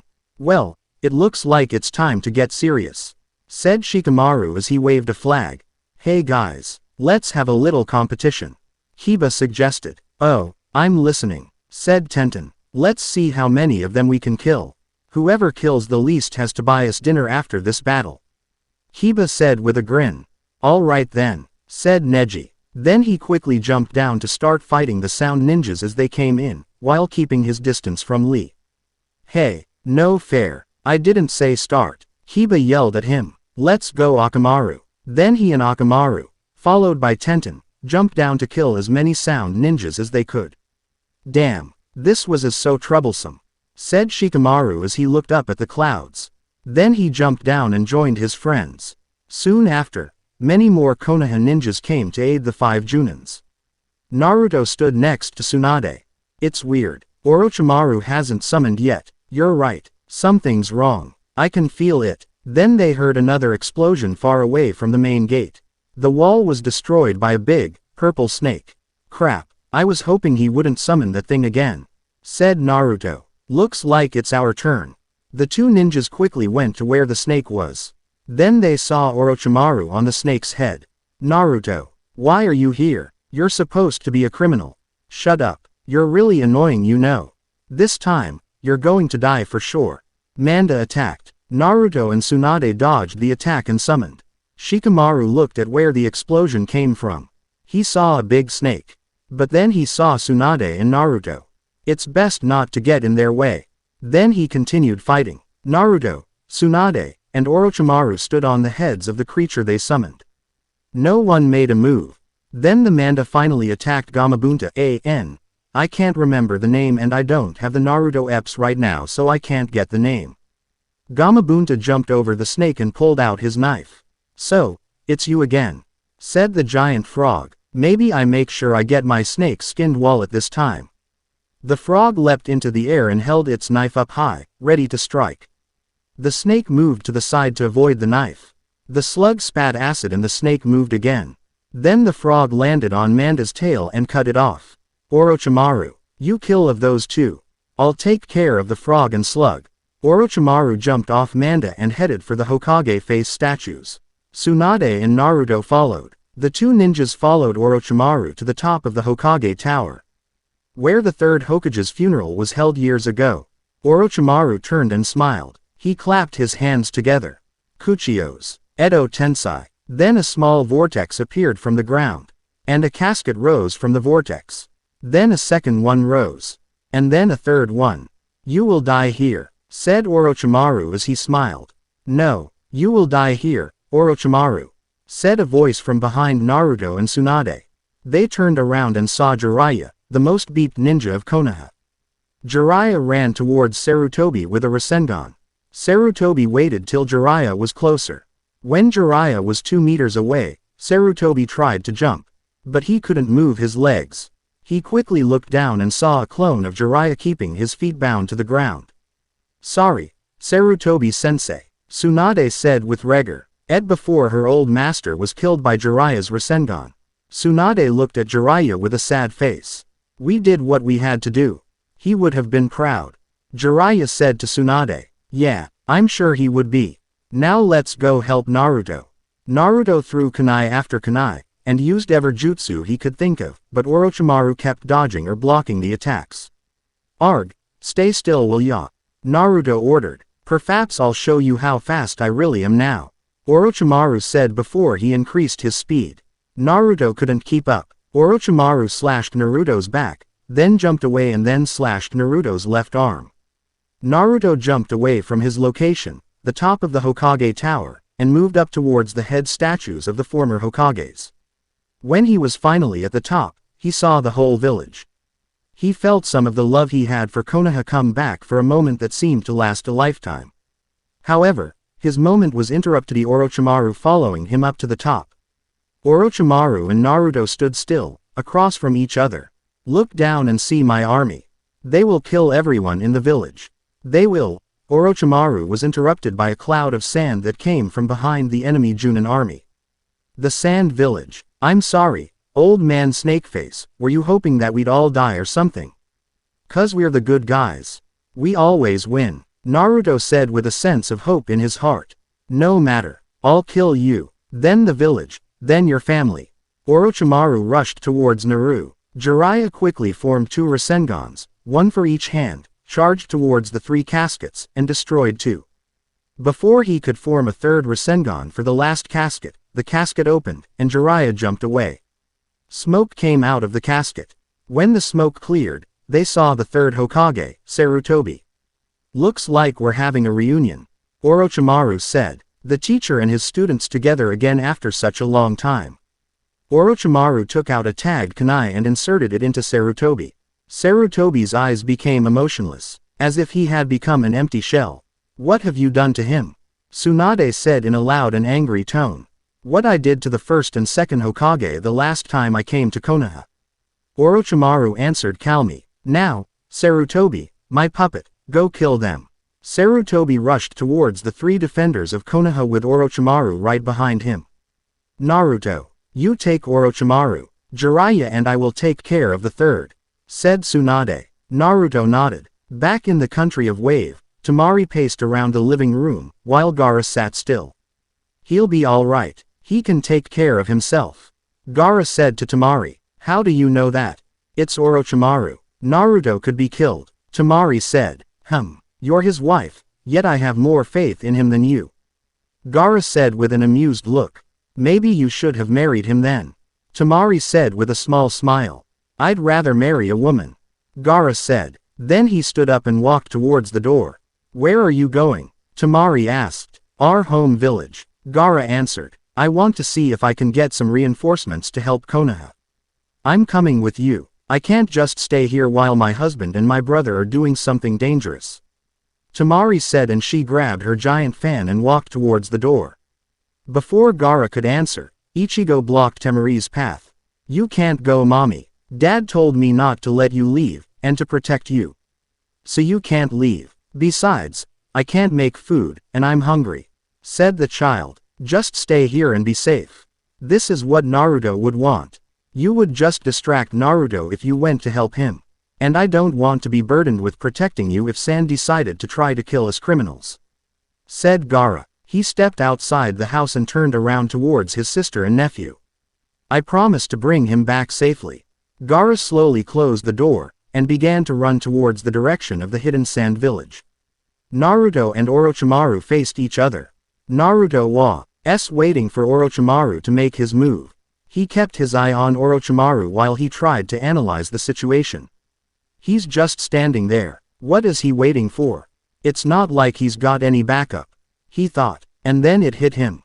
Naruto quickly turned back to see the Konoha army fighting the sound ninjas.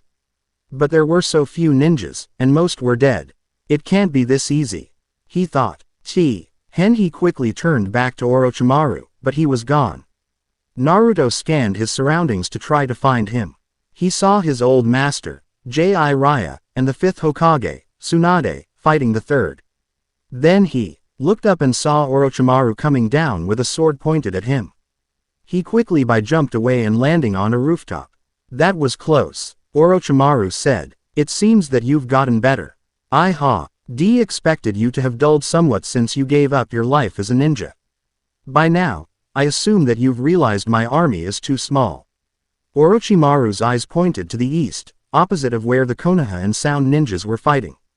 Naruto turned his head to the east. In the distance he saw something headed towards Konoha. It was an army, a much larger army that outnumbered Konoha 2-1, and they were headed for the civilian hideouts. Then, Naruto heard chatter in the earpiece radio. All units. There's a large number of ninjas coming from the opposite side. All Junins regroup on the east side. Everyone else assist them once the Sound ninjas on the west wall are taken care of. Shikamaru said through the radio. Naruto looked east and saw a large army inbound for Konoha. He looked west and saw Junins going east to engage the ninjas coming to reinforce Orochimaru. My new army is made of Junins. Konoha will fall, Orochimaru said with a sense of victory. Gaara was running in the desert. All that surrounded him was rocks and sand. He slowed down and stopped once he reached an area. He looked around. You can come out now, Gaara said to his empty surrounding. The NA group of sand ninjas came out of the sand and behind the large stones. What are doing here? Asked the squad leader. I came to ask for help. Konoha is under attack, Gaara told him. We know. We're mobilizing right now. We're almost ready to leave. But you won't be going anywhere.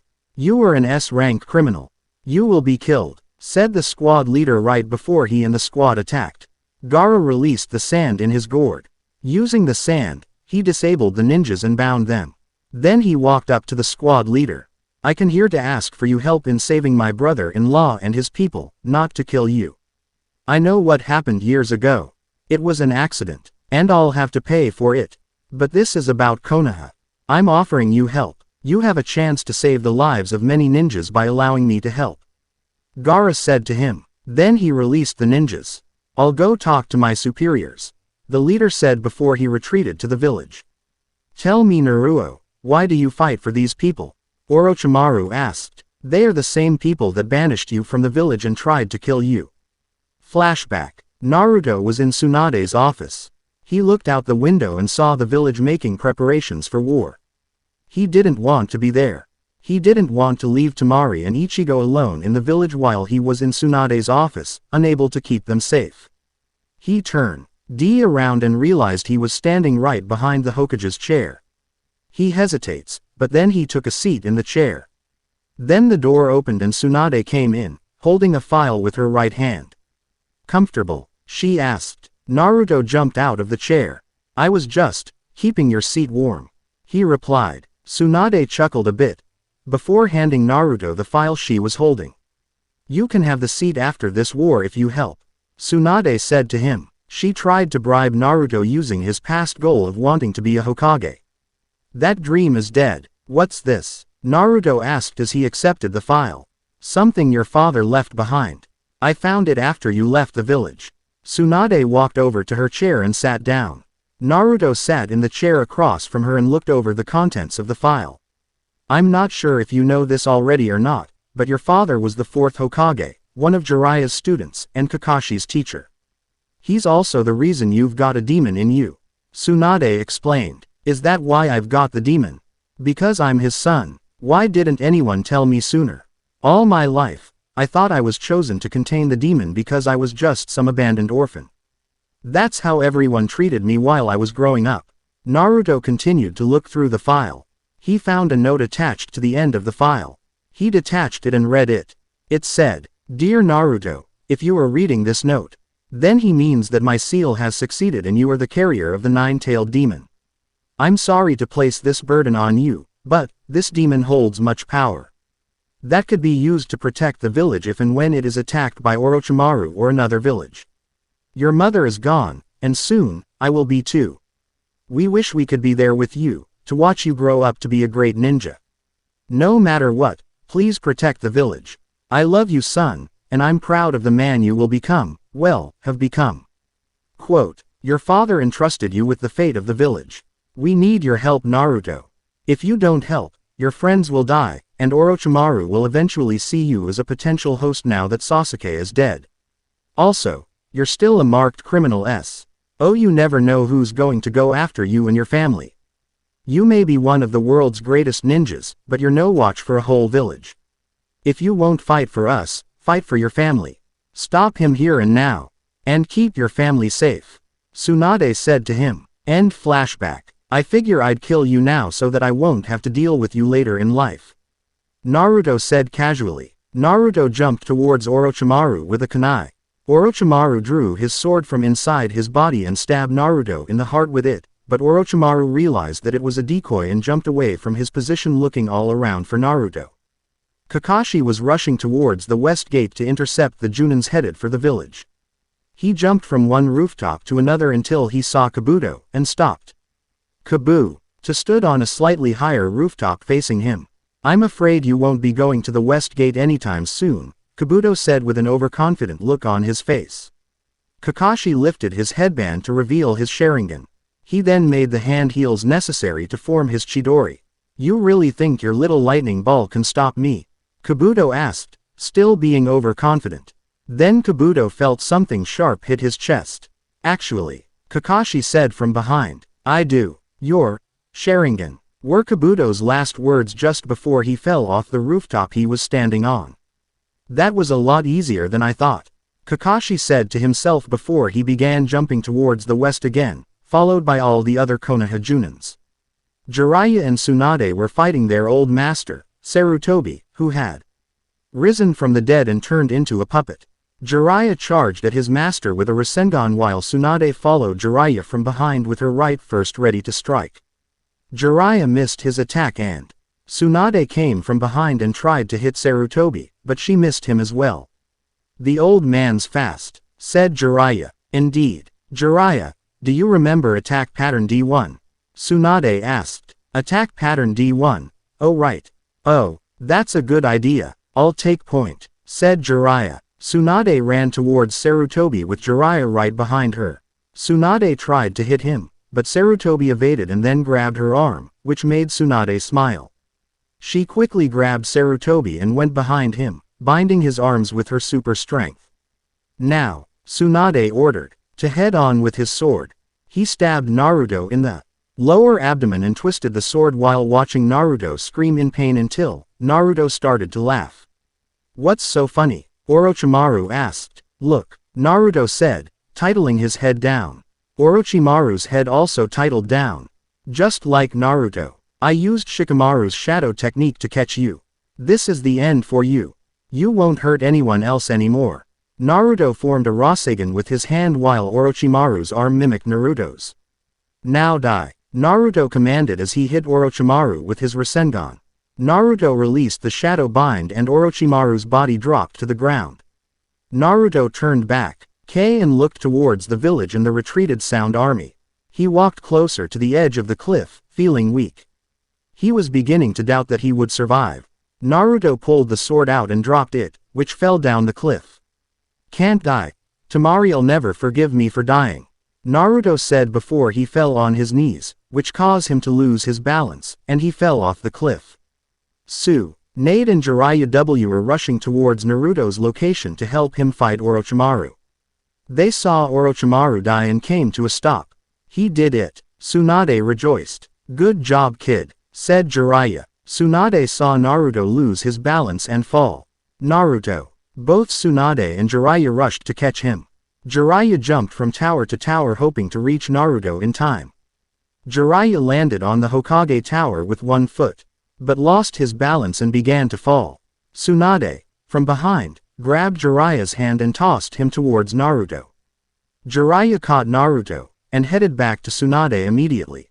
He placed Naruto on the ground to let Tsunade check his pulse and chakra flow.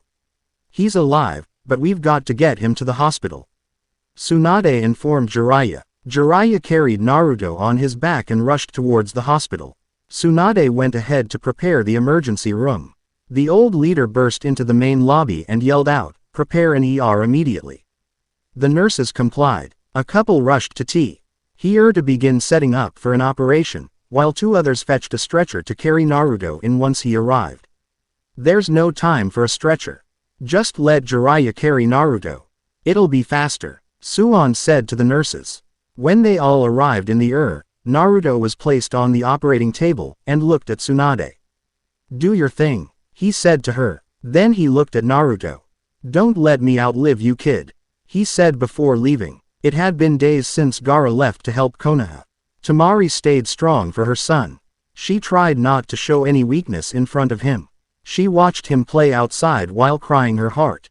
And when her son was asleep, she'd cry quietly in her room, so that Ichigo wouldn't know. One morning, she went outside to the market near the village entrance with her son. She tried not to think of her husband as brother since it would only bring tears to her eyes. She felt the wind blow against her, and heard the wind chimes make their sounds. Ichigo turned his head right towards the village entrance. He then hugged on his mother's hand. Mommy, look, Ichigo said. Temari complied. She turned her head and saw her husband accompanied by her brother and some ninjas. She ran towards Naruto and hugged him till he let out a small cry of pain. Ow, are you okay? Temari asked. Yeah, got stabbed again. So, just the usual injury. Her husband answered. Temari gave Naruto a beep. I missed you. I thought I'd never see you again. I thought. Temari was interrupted by Naruto's lips on hers. Gaara walked over to Ichigo and picked him up, and walked towards their home. Come on, kid, let's go. You're too young for this. So, I killed the bad guy, got our names cleared, and saw my family again. All I need now is a bowl of ramen and one can die happy. Naruto said with a smile. Oh, right, by the way, I told Tsunade we're staying here. She was sad to see me go, but she'll get over it. Are you sure you don't want to go back? Temari asked. I'm fine here. I just want to be with my son. And my beautiful wife, Naruto said with a beep. Then he grabbed her hand and said to her, let's go home. To be continued, and thank you for watching.